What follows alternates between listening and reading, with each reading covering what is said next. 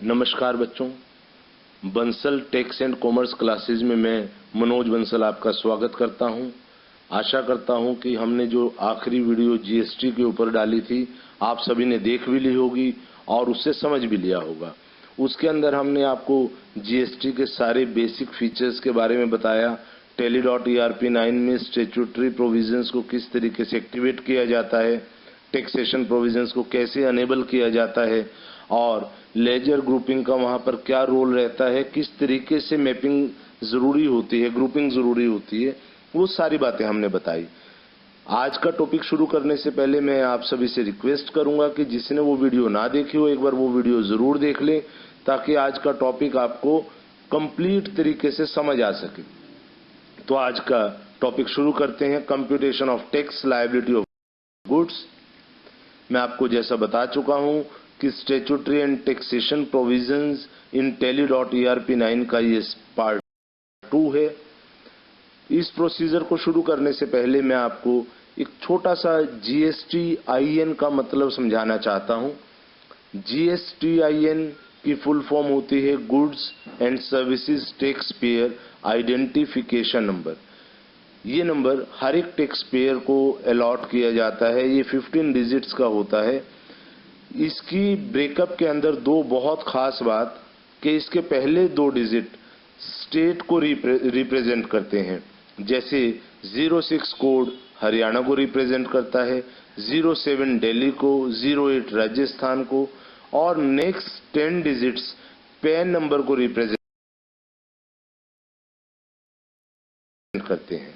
तो आइए अपने प्रोसीजर को शुरू करते हैं और समझते हैं कि टैक्स लायबिलिटी को कैसे कंप्यूट किया जाता है और Tally.ERP9 में उसका इम्पैक्ट किस तरीके से होगा, रिकॉर्ड कैसे होगा, वो सारा प्रोसेस समझते हैं।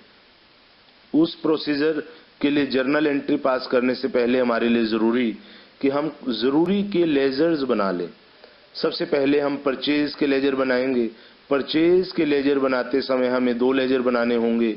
एक का नाम purchase local with in state, means the state in which I am doing business, the supplier is from the same state, right. तो परचेज का लोकल लेजर।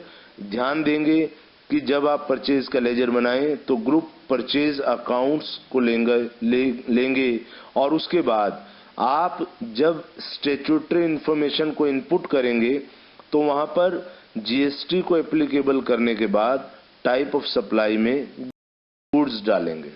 उसके बाद आप एक और लेजर बनाएंगे, परचेज इंटर स्टेट, यानी आपने गुड्स खरीदी लेकिन अपने स्टेट से ना खरीद कर दूसरी स्टेट से खरीदी, तो वहां पर सारी बातें सेम रहेंगी। उसके बाद इसी तरह दो लेजर सेल्स के बनाएंगे हम, एक लोकल और एक इंटर स्टेट। सिर्फ इसमें और परचेज वाले लेजर में एक बात का ही अंतर है कि ग्रुप परचेज लेजर में परचेज अकाउंट्स था, सेल्स लेजर में सेल्स अकाउंट्स।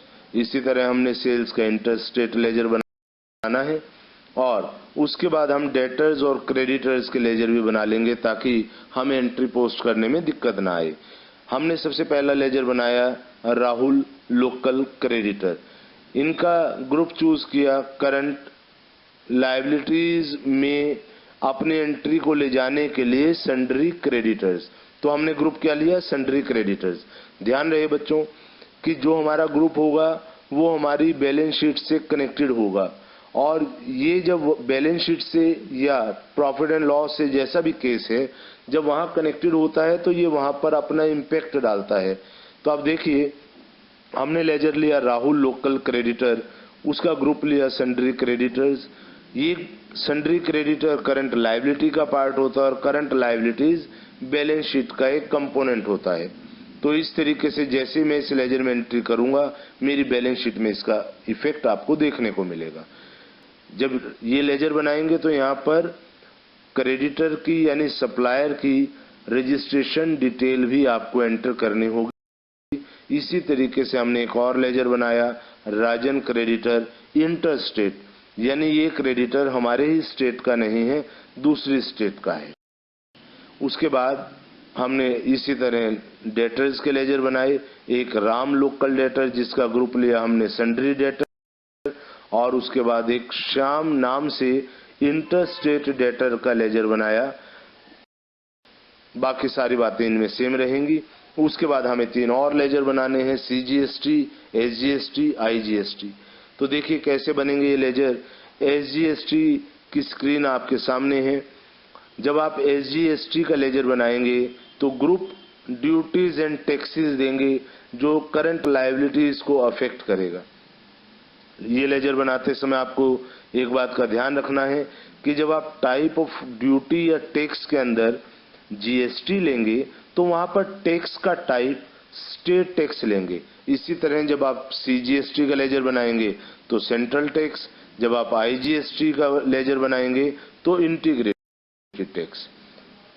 सारे लेजर बनाने के बाद अब हम अगले स्टेप के ऊपर आते हैं। इन्वेंट्री इन्फो में जाकर स्टॉक ग्रुप और स्टॉक आइटम को बनाएंगे।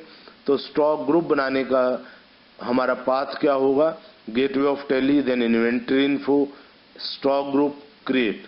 यहाँ पर जाकर मैंने स्टॉक ग्रुप का नाम दिया मॉनिटर और दोनों फीचर्स अनेबल कर दिए, यस कर दिया है। जैसे ही आप GST डिटेल्स को अनेबल करेंगे तो आपके सामने एक और स्क्रीन पॉपअप होगी जिसके ऊपर आप उस स्क्रीन का डिस्क्रिप्शन देंगे, HSN नंबर देंगे, टैक्सेबल और एग्जम्प्टेड इसके बारे में बताएंगे।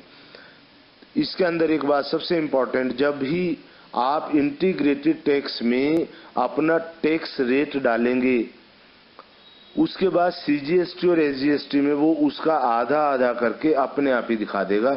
जैसे हमने 18% लिया तो सेंट्रल टैक्स और स्टेट टैक्स 99% ऑटोमेटिकली हो गया। उसके बाद हम स्टॉक आइटम बनाएंगे। मैंने आपके सामने 2 स्टॉक आइटम बनाए हैं, एक कॉम्पैक्ट मॉनिटर, एक सोनी मॉनिटर। मैं जैसे ही स्टॉक आइटम बनाऊंगा एक पाथ को फॉलो करने के बाद जो gateway of Tally, inventory info, stock item, then create, ये पाथ फॉलो करने के बाद जैसे स्टॉक आइटम बनाऊंगा उसमें एक बहुत इंपॉर्टेंट बात आपके सामने, यूनिट्स में आप देख रहे हैं मैंने नंबर्स लिया हुआ है क्योंकि मॉनिटर नंबर्स में सेल या परचेज होते हैं, जैसे 1 2 3 4 5। अगर आपका स्टॉक आइटम ऐसा है जो लीटर में डिनोट होता है तो आप उसका यूनिट लीटर लेंगे, किलोग्राम में होता है तो किलोग्राम में लेंगे। उसके बाद हम आगे चलेंगे, अकाउंटिंग वाउचर्स में आएंगे और गुड्स को यानी मॉनिटर को सेल या परचेज करेंगे। तो देखिए सबसे पहले हमने 50 कॉम्पैक्ट मॉनिटर खरीदे, सेम स्टेट से लोकल परचेज किया, 5,000 रुपए का एक मॉनिटर। 50 मॉनिटर खरीदे तो इसकी टोटल वैल्यू 2.5 लाख हो गई हमारे पास। और CGST SGST की वैल्यू 22,500 रुपया उसने अपने आप कैलकुलेट कर लिया। ये 22,500 रुपया 9% के बराबर है। तो CGST भी 9%, SGST भी 9% और इससे हमारी टोटल वैल्यू सेव हो जाएगी। उसके बाद हमने दूसरी एंट्री की, 50 कॉम्पैक्ट मॉनिटर दोबारा खरीदे, लेकिन इस बार अपनी स्टेट से ना खरीद के इंटर स्टेट से लिए, आउटसाइड दिस स्टेट से हमने परचेज किए हैं। सेम रेट 5,000 रुपया एक का। और यहाँ पर क्या अंतर आपको दिखाई दे रहा होगा कि यहाँ tally.arp9 ने CGST और SGST ना लेकर IGST लिया है और आप देखेंगे कि IGST का जो अमाउंट है 45,000, लास्ट टाइम स्क्रीन के ऊपर 22,500 CGST और 22,500 SGST था, जिनका टोटल 45,000 ही बनता था। इस तरीके से हमने इंटर स्टेट और लोकल परचेज की एंट्री को समझ लिया है। उसके बाद आपके सामने जो स्क्रीन दिखाई गई है उसमें ये दिखाया है कि तीनों तरह का टैक्स अगर हम दोनों फिगर्स के अंदर जोड़ दें तो उसका टोटल 90,000 बनता है। तो बच्चों यहाँ एक बात समझनी बहुत जरूरी कि हमने गुड्स परचेज करके ये टैक्स सप्लायर को जमा करा दिया है, जो कि सप्लायर की ड्यूटी है कि वो गवर्नमेंट को जमा कराए। अब ये टैक्स मैं दे चुका हूं और कस्टमर ने अल्टीमेटली ये टैक्स देना होता है, तो कस्टमर से मैं रिकवर करूंगा। लेकिन अभी मैंने ये टैक्स पे किया है, सप्लायर के पास जमा किया हुआ है, तो ये करंट लायबिलिटी का पार्ट नहीं माना जाएगा। इस कारण आप देख रहे हैं कि करंट लायबिलिटी में ड्यूटीज एंड टैक्सेस का जो टोटल है 90,000, उससे पहले माइनस का साइन लगा है। तो आप जैसे आगे जाएंगे, अब हम इसी कॉम्पैक्ट मॉनिटर में से सेल कर देते हैं। तो आइए, हमने 6,000 रुपए के हिसाब से 30 कॉम्पैक्ट मॉनिटर्स को बेच दिया है और उसके ऊपर CGST और SGST ऑटोमेटिकली लगा दिया, क्योंकि ये लोकल सेल्स है। आप देख रहे हैं लेजर का नाम भी सेल्स लोकल लिया हुआ है। तो इस तरीके से हमने CGST और SGST कस्टमर से कलेक्ट कर लिया, जिसका टोटल बनता है 32,400। अब जो हमारा ड्यूटीज एंड टैक्सेस का टोटल आपने लास्ट स्क्रीन पे देखा और 32,400 जो हमने सेल करके कलेक्ट किया है, अब ये सॉफ्टवेयर क्या करेगा, इन दोनों टैक्सेस को एडजस्ट कर देगा और अब हमारी वैल्यू यहाँ पर चेंज हो जाएगी। तो आप देख रहे हैं इस स्क्रीन के अंदर कि ड्यूटीज एंड टैक्सेस अब हमारी घटकर 57,600 रुपया माइनस के साथ लायबिलिटी साइड में दिखाई दे रही है।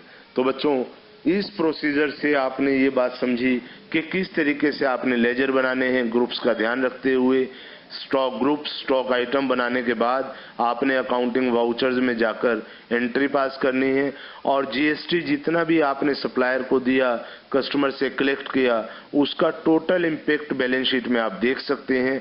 अगर आपको एक्स्ट्रा GST रिसीव हो गया है तो आप गवर्नमेंट को डिपॉजिट करा देंगे, अदरवाइज ये एडजस्टमेंट ऐसे ही चलती रहेगी। उम्मीद करता हूं GST कैलकुलेशन का ये टॉपिक आपको कंप्लीट तरीके से समझ आ गया होगा। हमने एक बेसिक स्ट्रक्चर को कंप्लीट तरीके से समझ लिया है और इसके बाद आपको अगले टॉपिक की वीडियो नेक्स्ट क्लास के अंदर हम प्रोवाइड कराएंगे। अगर आपको ये वीडियो यूजफुल लगा हो आपके क्लासेस के लिए, आपके सिलेबस के लिए या आपके बिजनेस के लिए, तो आप इसको लाइक, सब्सक्राइब और शेयर करना ना भूलें। बहुत बहुत धन्यवाद।